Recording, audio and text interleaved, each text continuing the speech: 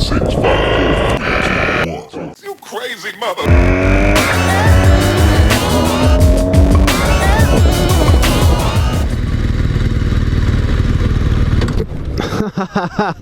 Woo! Let's get that on tape there. Excellent. That's embarrassing. What's up, guys? Just here, stalling my bike in traffic. Oh, it's all wet. No, why is it all wet? Oh, you guys suck. Gross. Getting my bike all wet. Lame. Anyways, going through downtown, sitting in traffic, talking to no one in my helmet. Yeah, motovlogging is weird that way, I guess, or yeah, any vlogging, but motovlogging, like driving around on a motorcycle, just talking to yourself. And then recording it and then posting it on YouTube for people to see. Kind of weird. But yeah, I mean, I'm enjoying it so far. So hopefully you guys think it's entertaining. I got a friend in Hawaii. Shout out to Brady in Hawaii. And Hans. Hans is out there too right now. Crashing on the air mattress. Anyway, so yeah, he's out there for school. He's just finishing up his master's in electrical engineering. Don't quote me on that. I'm pretty sure it's electrical engineering. And he's got his bachelor's in mechanical. Pretty sure in some other stuff, so. Yeah, he's a smarty pants. And he's, is it sirens? I swear I hear sirens. Well, maybe not. Anyway, yeah, so he's out in Hawaii right now for school. I went out to visit him in February, right after I graduated or did my 4th level of, oh yeah, come on in. Sure, yeah. Well, it's Beamer M3. Yeah, sure, why not? Let you be a jerk. But I just let it go. Let her on go. Yeah, I went out to visit him in February after I finished up my 4th level electrical apprenticeship. Went back to school.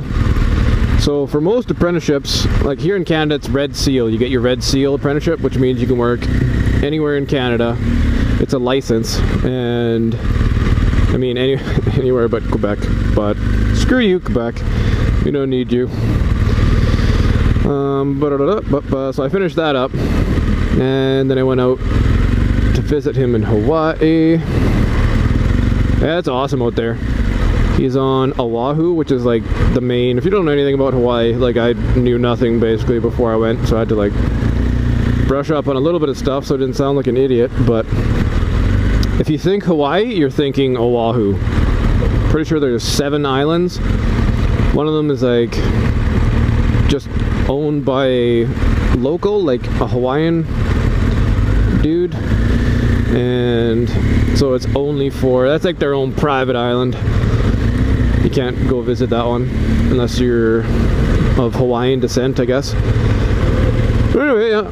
And then there's, well, they call it the Big Island, and that's Hawaii. The island is actually called Hawaii. And they call it the Big Island. And then Oahu is like the main one. That's where Honolulu is. So if you think Hawaii, you think Pearl Harbor and everything, yeah, that's Oahu. Our little lesson in geography for y'all. Yeah, Hawaii. That was fun. We did lots of like hiking. We did an awesome like night hike at you sort of like skirt around one of the what's up, dude? What's up, guys? I'm tearing up the road.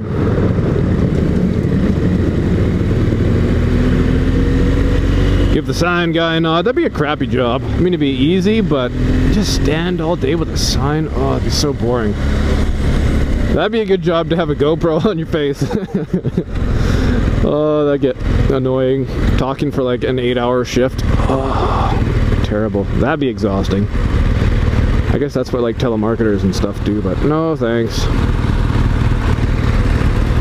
It's a new F-150. I don't know if I like the new back end. Kind of torn. You know what, I'll make a decision. Nah, I don't like the new back end. That way the lip kind of goes up like that, it's weird. It's weird.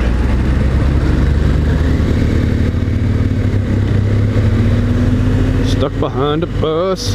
Stuck behind a bus.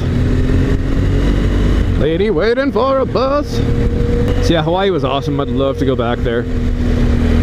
Like, even on Oahu, in Honolulu and whatnot, still there's so much that I gotta see. And then there's like another 5 or 6 islands that I gotta go to. Another one is Maui. Is Maui an island? I don't know. Maybe it's the city or town on the island. But anyway, that one's like sort of on a spectrum from Oahu being like with Honolulu and the capital city and everything. It's like super commercial and stuff. Unless you go to the North Shore, which is where they do all the crazy surfing and stuff that you see. Because the waves out there are just ridiculous. Just ridiculous. Yeah, the North Shore, we did that. That was pretty cool. When I was there, we rented a Jeep.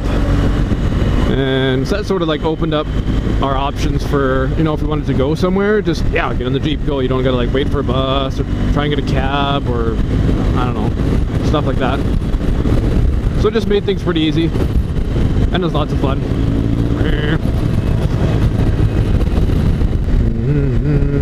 I'm a proud Manitoban. Damn straight I'm a proud Manitoban. That's a cool lad. Oh, okay, so I got a cool story. Cool story time. Cool story time. My dad was on a trip probably a couple years back. One of our family friends was taking a car down for I guess another family friend. But anyway, so they own a they're pretty successful. They own one of the big trucking companies around here, Bison Transport. So they go down, I don't even know, they might have a vacation house or somewhere down in Florida. So they were down there for the summer, but they fly down on a private jet, but they want to have their car down there too. So what, I forget what it was, some nice high-end Mercedes. So they recruited one of my dad's good friends and then my dad to go down to, I went the wrong way on Century. Oh, what am I doing? Gotta turn around.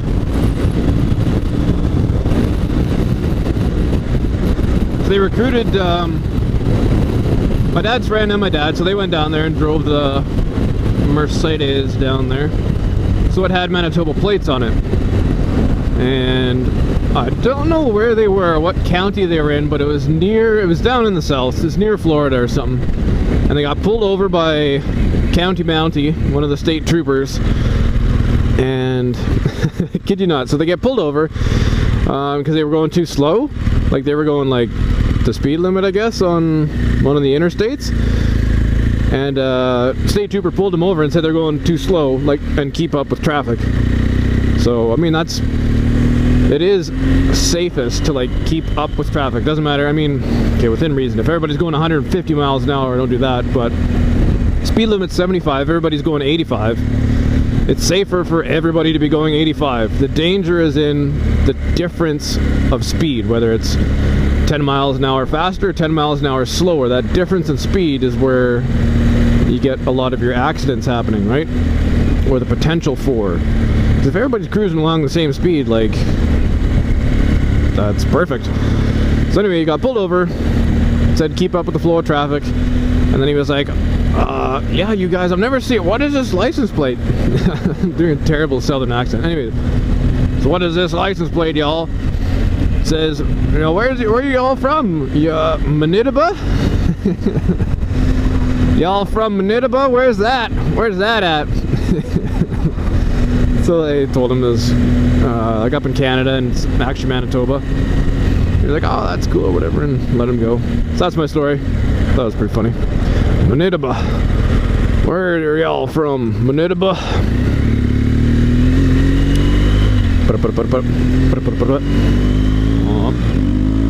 Oh yeah. Love the sound of this bike. Alright, yeah, sure, let's talk bike sounds for a bit. Engine noise, exhaust noise. Sport bikes have got their unique thing, right? Inline 4. So 4 tiny cylinders, well not okay, in perspective, tiny cylinders, right? So that's what makes your crazy like high speed or high RPM thing going on. You get your sport bike sound. And sport bikes typically you don't really have the low end torque. You get up into maybe like your 7,000 RPM, I don't know. Sport bike guys, what is it? Every bike's probably different, but so you get up into your higher end of your RPM range. That's when you're making the juice. That's when you got jammed, man. And then your cruisers, Harleys and everything with a V-twin. So you got 2 bigger cylinders and just like a V, either they all vary too, whether it's a 90-degree V. I think most common is probably 45-degree V or 60, something like that. And I don't know all the stats and what's better and what gives you torque and what gives you whatever, and all your dirt bikes and stuff have got that like hooligan sound to it. They're usually all just 1 cylinders. Maybe there's the odd one that's a 2-cylinder dirt bike type thing. And that's, you got your classic dirt bike sound, right? Oh, that's terrible. I'm gonna edit that out. So there's a V-twin, but there's also a V4, and that is a kick-ass engine configuration. That's like probably, I don't know, if I were to put my, that'd be my vote for like the most awesome engine on a bike. V4, right there. Something like the Aprillia Tuono V4. Oh, so nice. If you guys have seen Do It With Dan, Do It With Dan's channel on YouTube. He's pretty big. Oh, I better go fast. He's a big motovlogger. He had a video where dude just like tossed him the keys to one of these things, and he had a 600cc sport bike at the time, and he hopped on this Aprillia Tuono, and just watch the video. It's ridiculous. That's ridiculous. Yeah, it's just nuts. So that would be where I'd put my money for like the best engine on a bike. I think my dad had a V4 when he was riding back before we were all born. Sorry, Dad. I'm pretty sure it was an 1100 V4. I can't remember what the model of the bike was. Yeah, he said that thing pulled like nobody's business. That was like back in the 70s? Yeah, I'm gonna say 70s. 70s or 80s. Probably about 7 seasons ago, 6 seasons ago. It was 2006. That's when I first started riding. It was on a scooter, but I don't give a shit. Like, you guys can say what you want. If you're on 2 wheels, you're riding. To touch back on Do It With Dan, I think his most recent video, I don't want to neutral. On his most recent video, he had a, just get in front of y'all. Yeah. Was just basically like a 10-minute long rant. What happened is he went to he was at a gas station filling up his bike, and there was a Harley guy there, and so he was just pulling up on his sport bike, and this Harley guy was just leaving. Like, he'd already got gas and paid and all that, and Do It Dan was like, hey man, or like gave him a wave from his bike. And then the dude like shook his head at him, like, no, I'm not gonna wave back or a nod or anything, just like shook his head at him. So that pissed him off. And yeah, so he like was like, excuse me? Like, I don't know, you guys go watch the video, but the guy was like just like, no man, I got a real bike. Like, I always, people don't have real bikes. And just like insulting Dan, what he rides and whatever. I mean, he's got a CBR 1000 now or something like that. I mean, just nuts. So yeah, they were like, he said they were just like screaming at each other for like 5 minutes. Just like really got under his skin, like, ugh. So none of that shit. That doesn't belong anywhere. That's not cool. It's straight up douchery. And just personal preference, like I'd much rather have a bike like this than a like one of those big highway Harleys, big displacement and all that. But I mean, that's just personal preference. Okay, so the thing that sold me on this adventure touring style of bike was the versatility. Like if you could describe it in one word, utilitarian or utilitarian? I don't know, one of those two words, because everyone's right. You guys crack open the dictionary. I'm not going to do it. I'll do it right now. Crack open the dictionary. Bloop, bloop. So what sold me on the adventure touring was versatility, and I mean, it can kind of do well, not serious off-road. You could, but you'd have to be really skilled. You'd have to know your shit, because it's just so heavy.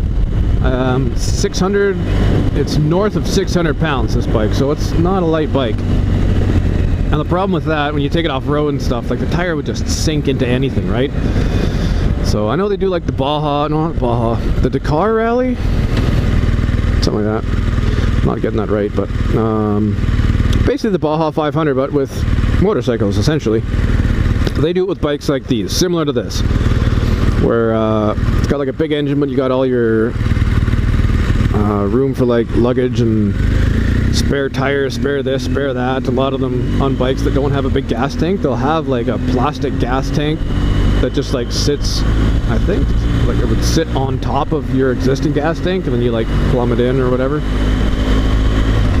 But yeah, I'm gonna get into this far lane here and go this way. Enough shoulder checks for y'all.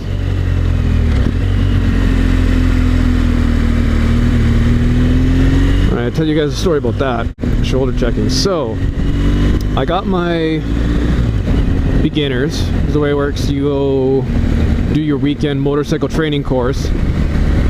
There's some classroom time, sort of minimal, it's like 6 hours or something like that, and then they do, I guess in some respects it's not minimal, but compared to the ratio with the amount of time you're on the bike pretty much for 8 hours a day, Saturday, Sunday. At least that's, pretty sure that's how it was when I went.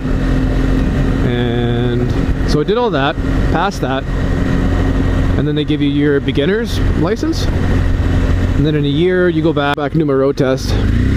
And another guy who rides that I know told me, like, shoulder check, like that's your, it's like, oh, you got any advice for like the road test, right? And he was like, shoulder check all the time. That's like, they'll fail you on that for sure if you don't shoulder check every time. Anytime you do anything, you're supposed to shoulder check when you change tire tracks, like, you know, where you're supposed to be riding, like tire track. So like median side, curb side. You're supposed to lane check, or you're supposed to shoulder check when you do that. Shoulder check when you change lanes. Shoulder check both sides when you come up to a stop. Anytime you stop, like it's a shoulder check. So I made sure I was like practicing doing shoulder checks like nobody's business before the road test. And then I was just flying to get there too. I got there on time, just in time. So I'm all like worked up, right? Adrenaline getting there. So, and I got there on time. Get all saddled up, get the headset in. I'm doing the thing, do the whole road test, making sure I'm like shoulder checking like crazy. And then when I get back, park the bike, go in, talk to the instructor.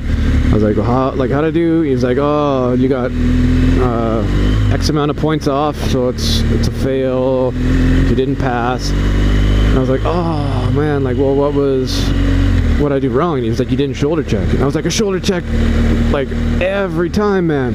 Like, that was the one thing I was making sure that I was doing, like, in the front of my head, like, all the time, shoulder check, shoulder check. And he was like, well, I didn't see you shoulder check a few times, man. And I was 100%, like, beyond a shadow of a doubt that I shoulder checked every single time. And he was like, well, I didn't see your head, like, move far enough. And I was like, oh, because you kind of, like, if you go like, and you look like this, and then you use your peripheral vision, and then do the extra little bit. He's like, no, you can't rely on that. Like, I gotta see you do like one of these, right? Like a crazy shoulder check. So where you're pretty much looking behind you in your peripheries, you can see you're like all the way behind you. And I was like, oh, and I was so pissed off, right? I wasn't saying shit to the guy. I was like, oh, okay, all right, I guess I'll have to book it next year, whatever. He's like, okay, see you when you get back next year, whatever. And I left, and I was just furious, right? Like, dude failed me because I didn't shoulder check, but I did every single time, and I was so bent out of shape over it. But I mean, then I let it go, and I don't know about if this instructor's still doing it or whatever, but you know, if I ever saw that dude again randomly, like in the street or whatever, I'd definitely go up to him and thank him for failing me for not doing the shoulder checks, because that's a big thing. Like, you can't trust your mirrors on a bike. I mean, you do, but you can't really. And once you shoulder check and just make it like a habit, you just don't even think about it. You just do it. And yeah, because what it does in a stressful situation, or when you've got adrenaline or whatever like that, you can get tunnel vision, right? Where you're not, like, nothing breaks your focus. All you're seeing is what's in front of you, and your peripheries sort of like just fade away. I don't know how to describe it better, but tunnel vision, it's a thing, happens in high stress situations. Police and military and stuff train for it by when they're doing like drills and stuff with their firearms. In between whatever they're doing, they'll look left, look right, like when they're doing a mag change or something like that, and it's to break their tunnel vision. It's so that they don't, so your brain doesn't just click into that tunnel vision, right? So along the same lines, like, the motorcycle dude didn't give me the lecture on it, but I'm sure that plays a big part in breaking your tunnel vision when you're riding a bike, is looking left and looking right when you stop, looking left and right when you're like lane changing. And it just kind of constantly gives you sort of an updated, it sounds badass, it gives you an updated picture of what's going on around you. And it's good, it's important to have that. So kids, that's why you need to shoulder check on a motorcycle. On a motorcycle. Yep. So that's my rant about that. It's gonna be a long video. I'll just edit it, make it better. Edit it to make it better. If you guys haven't seen Regular Car Guys, I'm just shouting out everybody on YouTube right now. Everybody who does good shit on YouTube, I will talk about you. Not like I'm giving you publicity, but regular car reviews. So funny. It's kind of, I mean, it's crude, but the guy does just the most hilarious impression of, like, I don't know, creepy people. He does that like really low, creepy voice, and he does it so good. Like the put the lotion in the basket. I forget what that's from. The Hills Have Eyes? No. Some freaky terror movie. I don't like horror movies. Not my thing. But he just does that so spot on, and it's hilarious. He just like, he'll just slide that in when he's reviewing a car. And it's like Regular Cars, right? So he'd like do a review of that thing. Honda Odyssey. Be like, this is a 98 Honda Odyssey. We're doing the review. And he just, for the most part, he just like slams every vehicle that he reviews. It's pretty funny. Check that out. Regular car reviews, I think. It's popular, so just type that into YouTube to find it. If you got some time, everybody knows you have lots of time once you get onto YouTube. Oh, related videos. Well, I certainly might enjoy this. It's only 3 minutes long. I've got another 3 minutes. It's like Netflix, man. They own me. They do that shit, but like, so you're watching a series. You know what I'm talking about. You're watching a series and they have, okay, so you watch the first episode and you're like, alright. It ends and like a little screen comes up and it's got a small little version of what you're watching with like the credits rolling. And then in the background it's like, oh yeah, next episode starting in, and it like counts down from 10. You're like, oh, just wait around here and then the next episode will start. And then it just makes you binge watch shit. Yeah, it does for me. They own me.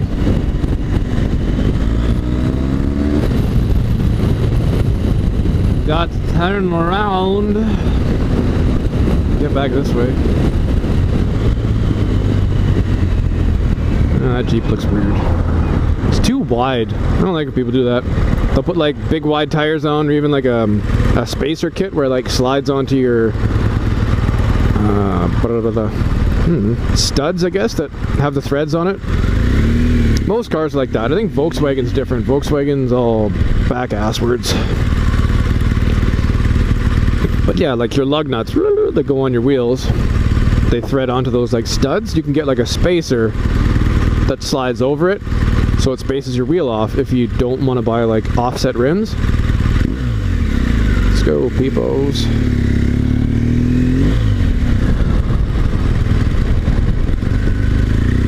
Oh, U-turner. Jagus and Sons. I know that guy.